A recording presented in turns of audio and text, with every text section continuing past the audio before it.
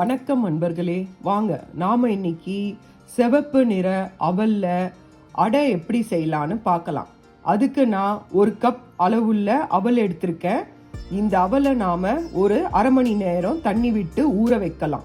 அதுக்கப்புறம் இந்த சிவப்பு அரிசி அவல் சாப்பிட்டாக்கா உடம்புக்கு ரொம்ப நல்லது, இடுப்புக்கெல்லாம் ரொம்ப நல்லது. குழந்தைங்கள்லேருந்து பெரியவங்க வரைக்கும் இந்த சிகப்பு அரிசியில் இருக்கிற அவல் ரொம்ப ரொம்ப நல்லது. அதில் நம்ம உடலுக்கு தேவையான அனைத்து சத்துக்களும் இருக்குது. அதனால் இதை நீங்கள் வீட்டில் செஞ்சு பார்த்து எல்லோரோடையும் சாப்பிட்டு எப்படி இருக்குன்னு சொல்லிட்டு நீங்கள் சொல்லுங்கள். நான் செய்கிறத நீங்கள் ஈவினிங் ஸ்நாக்ஸாகவும் செய்யலாம், இல்லை டின்னருக்கு நீங்கள் டிஃபனாகவும் இதை பண்ணலாம். அதனால் வாங்க இதை பார்க்கலாம். இப்போ நான் இதை ஒரு கப் அவலை பாத்திரத்தில் போட்டு தண்ணி விட்டு ஊற வச்சிருக்கேன். இது அரவர் ஊறின பிறகு இதை அலசி எடுத்துட்டு நல்லா ட்ரெயின் பண்ணி எடுத்துக்கலாம். இப்போ நான் இந்த சிவப்பு நிற அவல்ல நல்லா ஒரு 2 வாட்டி அலம்பிட்டு தண்ணி விட்டு ஒரு அரவர் ஊற வச்சிருக்கேன். ஊற வச்சுட்டு தண்ணியை நல்லா வடிகட்டிடணும். வாட்டர் நல்லா ட்ரெயின் பண்ணிட்டு இதில் தேவையான அளவு உப்பு சேர்த்து இதை நாம் நல்லா கையாலேயே நல்லா மசிச்சுக்கணும். ஊறினால நல்லா மசிஞ்சிடும். நல்லா மசிங்க. இப்போ நான் நல்லா அதை பாருங்க, நல்லா மசிச்சிட்டேன். நல்லா கையால் நல்லா மசிச்சிட்டேன். இது நல்லா மசிஞ்சிடுச்சு. பார்த்தா தெரியும், நல்லா அவல் நல்லா மசிஞ்சிடுச்சு. இந்த ஸ்டேஜில் அரை கப் அரிசி மாவு, 1/2 கப் ரைஸ் ஃப்ளார் இதை போட்டு இதை நல்லா மிக்ஸ் பண்ணிக்கோங்க. நல்லா மிக்ஸ் பண்ணிக்கோங்க. இந்த மாதிரி இதை போட்ட உடனே என்ன பண்ணுங்கன்னா இதோட கூடவே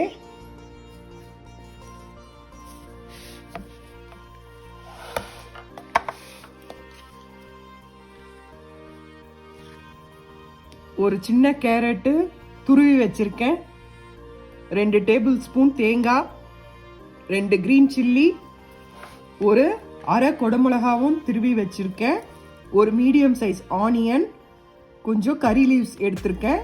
கொத்தமல்லி இருந்தாலும் கொத்தமல்லியும் நீங்கள் நல்லா பொடியாக நறுக்கி போடுங்க. இதை நாம் இந்த மாவில் மிக்ஸ் பண்ணிடலாம்.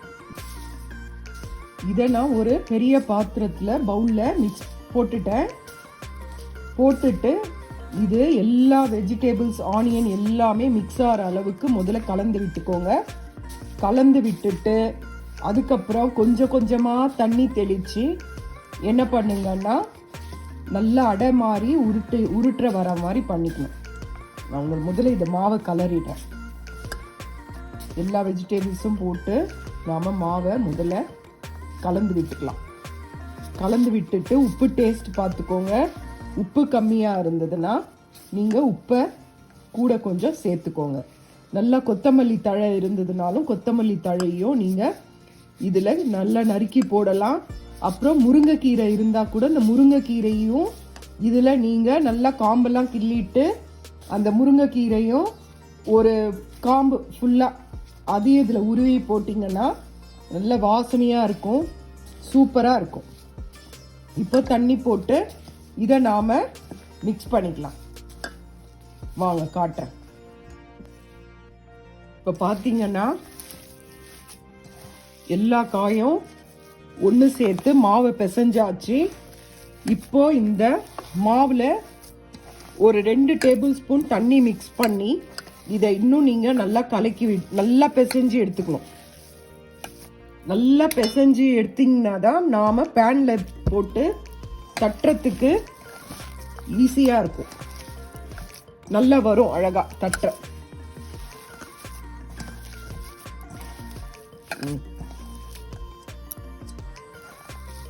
இப்போ பாருங்க, ஒரு உருண்டை எடுத்தாச்சு. இந்த உருண்டையை அப்படியே நல்லா உருட்டி பேனை சூடு பண்ணிட்டு அந்த பேனில் நாம் இப்போ இதை தட்ட போகிறோம். அவ்வளோதான். இந்த மாதிரி உருண்டை பண்ணி நாம் இப்போ வாங்க தட்டலாம். கையில் தண்ணியை தொட்டு அந்த உருண்டையை எடுத்து நல்லா இதில் வச்சு இந்த மாதிரி நல்லா மெலிசா தட்டணும். தேவைப்பட்டால் இன்னும் கொஞ்சம் தண்ணியை நாம் தொட்டு இதை மெலிசு பண்ணலாம்.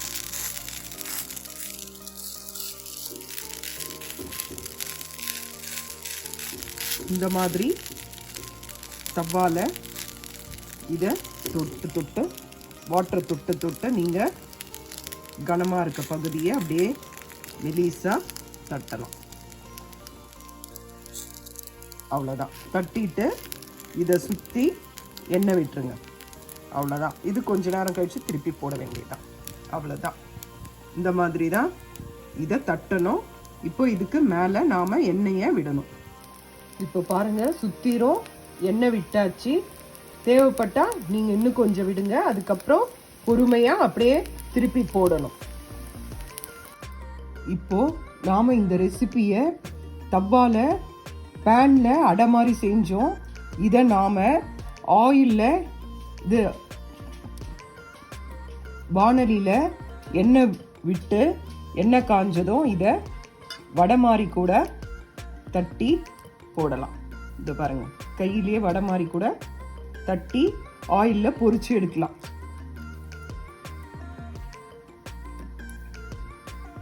ஆயிலில் பொரிச்சு எடுத்தா இன்னும் சூப்பராக இருக்கும். இங்கே பாருங்கள், இந்த மாதிரி உள்ளங்கையில் தண்ணியை தொட்டுக்கோங்க. தண்ணியை தொட்டுட்டு இப்படி தொடச்சி எடுத்துட்டு, ரொம்ப வாட்டர் வேண்டாம், லைட்டாக தண்ணி தொட்டு உள்ளங்கையை தொடச்சி எடுத்துட்டு அதில் இதை வச்சு ஒரு அமுத்துனீங்கன்னா வடை எப்படி நம்ம செய்வோமோ அதே தான். உளுந்த வடையே ஒரே கையில் கூட செய்யலாம். இதுதான். இந்த மாதிரி தட்டி வச்சுக்கோங்க. 3 4 அது மாதிரி உங்களுக்கு ஏற்ற மாதிரி நீங்கள் எவ்வளோ எண்ணெய் எடுத்துருக்கீங்களோ அந்த மாதிரி இதை தட்டி வச்சுட்டு உருண்டையாக பிடிச்சி இந்த மாதிரி பண்ணிட்டு ஆயிலில் போட்டு பொரிச்சு எடுத்துட்டிங்கன்னா சூப்பராக இருக்கும். வடை சுடுற மாதிரியே சுட்டு எடுக்கலாம். ரொம்ப நல்லா இருக்கும். அவ்வளோதான். உங்களுக்கு இப்படி தட்டி வச்சுக்கிட்டிங்கன்னா எண்ணெயில் போடுறதுக்கு ஈஸியாக இருக்கும். இதை எடுத்து அப்படியே போட்டுடலாம். இதுதான் அவலில் செஞ்ச வடை.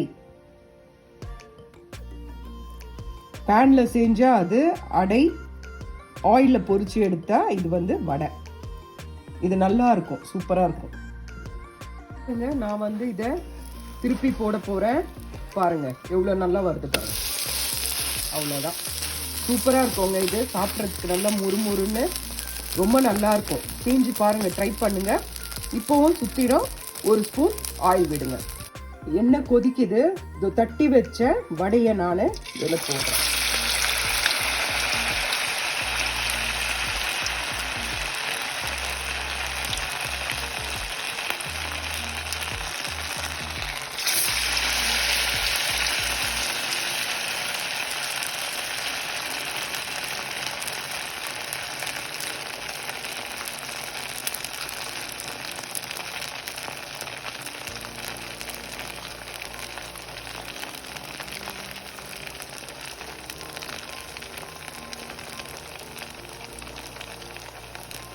அவ்வளோதாங்க.